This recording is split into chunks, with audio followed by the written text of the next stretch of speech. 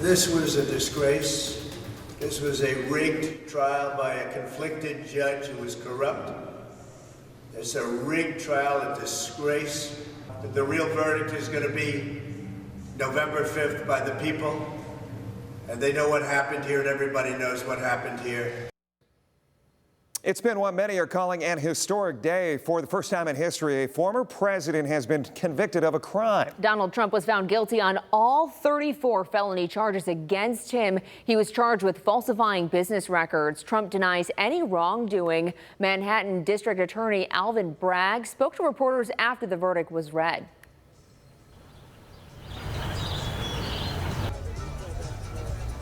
I want to thank this phenomenal prosecution team, embodying the finest traditions of this office: professionalism, integrity, dedication, and service. They are model public servants.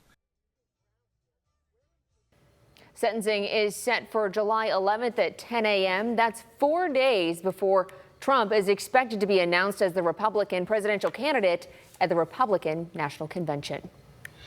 With this being the first time a president has been convicted of a crime, people have a lot of questions. First off, will this change how voters decide come November? And Andre Norrells joins us live in studio with what some political party leaders are saying. Andre? Yeah, Jeff, the news of the former president conviction shocked many, including party leaders here in Lucas County. The election is a little more than 5 months away. And get this, both parties believe this verdict will only help them come November. Whether you're a Republican or Democrat, there's an agreement that today's verdict was historic. What could be even more historic, the November election. In Lucas County, these two women are the heads of the two major political parties.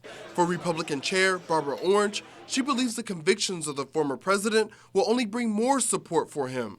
I believe this will be rectified in November with voter turnout. I think the American people see what has happened over the last month or two with these charges, and that's what we're going to work towards. Except Democratic Chair Skylar Beckwith thinks it'll do the opposite. He's gotten fewer votes in primaries. People are voting for someone like Nikki Haley in a primary where she hasn't been on the ballot in months. So his own supporters are shying away already. I hope that this will help folks come to the realization that he is just not the right person for us. Political analysts like Professor Sam Nelson at the University of Toledo say this could not have a huge impact on Trump. However, it could pack a punch for local Republicans and how they handle the verdict. There's been, I think, an effect where Trump is not affected by things that Trump has done, but people who support Trump have been affected by things that Trump has done. Trump even said it himself. It comes down to voters in November. So how will this impact them? Nelson believes it's the group on the fence that can make all the difference. I don't think anybody who is planning on voting for Joe Biden is going to switch because of this. And people who have been in Trump's corner since 2016, they're probably still in his corner.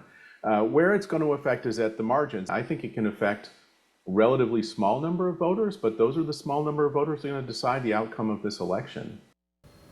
Now, I asked both party leaders if they plan on changing their messaging to voters following this verdict. The Democratic chair said no, this verdict will speak for itself. The Republican chair said with this being so fresh, she hasn't made that decision just yet. Reporting in studio, Andre Norrells, WTWL.